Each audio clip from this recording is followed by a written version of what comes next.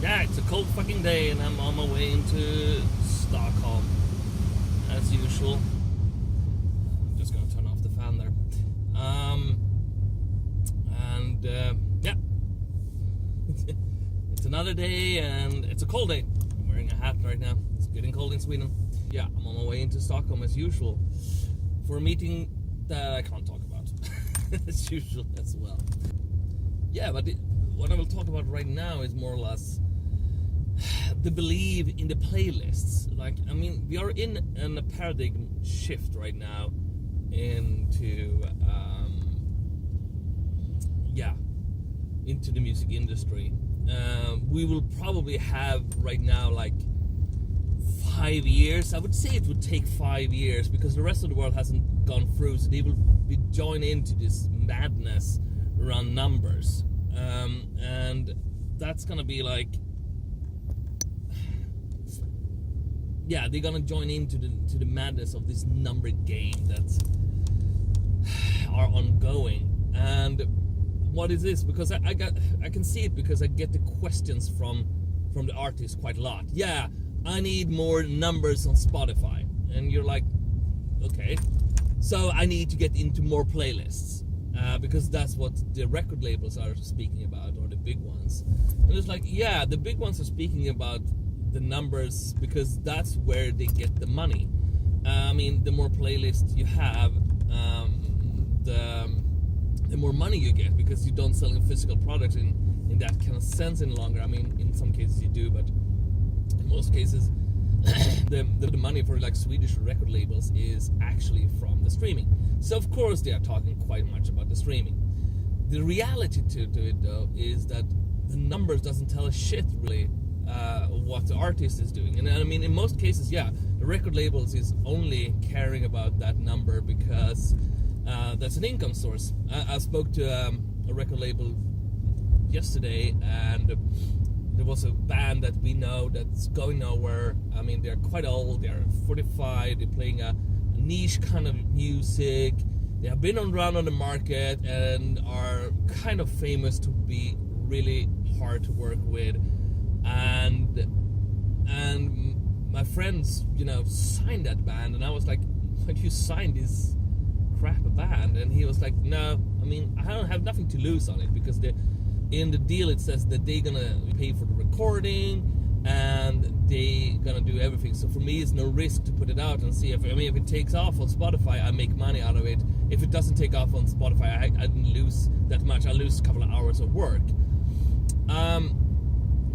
Okay, so that's okay for my friend's record label. I mean, that's one thing. But for the band, it can't be that funny, because it's like, in reality, they are going really nowhere. I mean, my friend is not planning to develop them in any way. They're they just put them in there and just see if they make money.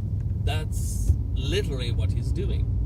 And that is the new numbers game. It's like, even if you get, as an artist, onto the playlist and get a hell of a lot of streams, that doesn't make you any good, really. I mean, sure, if you own everything by yourself, sure, you will get some money, but not that kind of money. I mean, most of these artists thinks that, oh yeah, if I get 1 million streams, I will get so much money. You don't.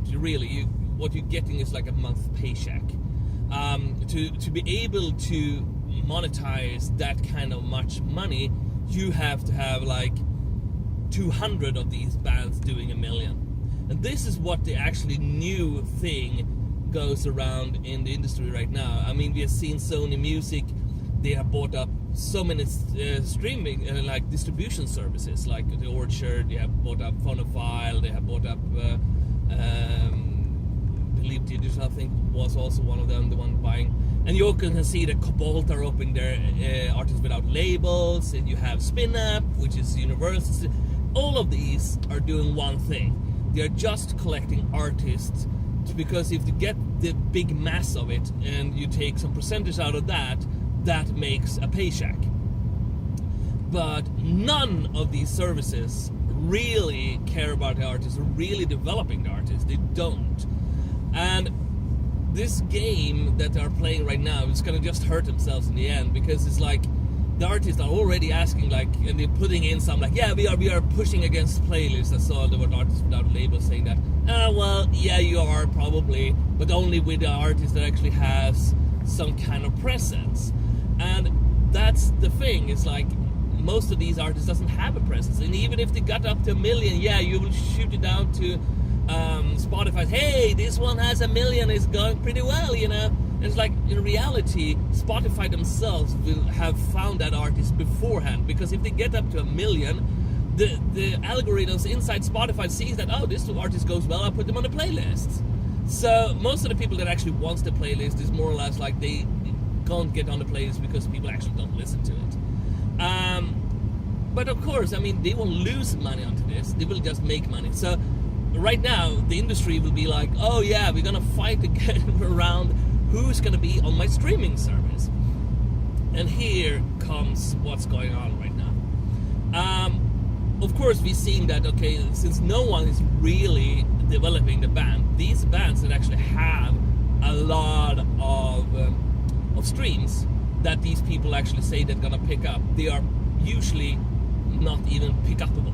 That's not a word, but you know, you can't pick them up because they are not good enough.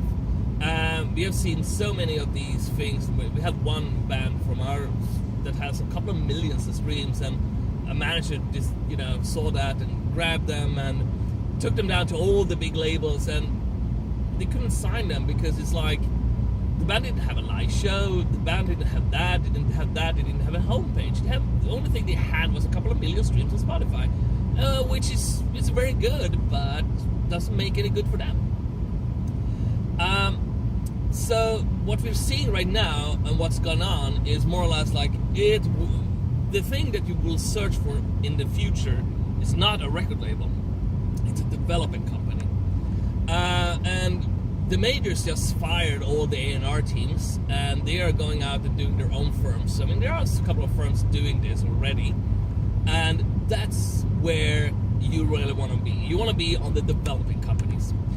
And Musichelp is going to be one of the developing companies. We are just changing the homepage to become a really this is going to be the developing site. And to be part of that, then you have someone that actually has the knowledge and know how to put you into there to think, playlist is one thing. I mean, sure, you're going to have some listeners, like 20% is probably playlists. But then you have all the other things, like getting on the right festivals, getting on the right gigs, getting on the right people, speaking to the right persons, all the other stuff that these bands or these distribution services can't really do. And they actually don't want to either, because they only want you to put up their music and they can skip off some money out of that. I mean, even if you're just making, you know, $1, I mean, 15% of $1 is a couple of, and if you do that 100,000 times, it is kind of a lot of money. So here you have the future right now, why these numbers will not be working. But I mean, most of the people will still be like, oh, I need to get into the Spotify list because that's gonna make me a career. No, it won't. It won't make you anything really.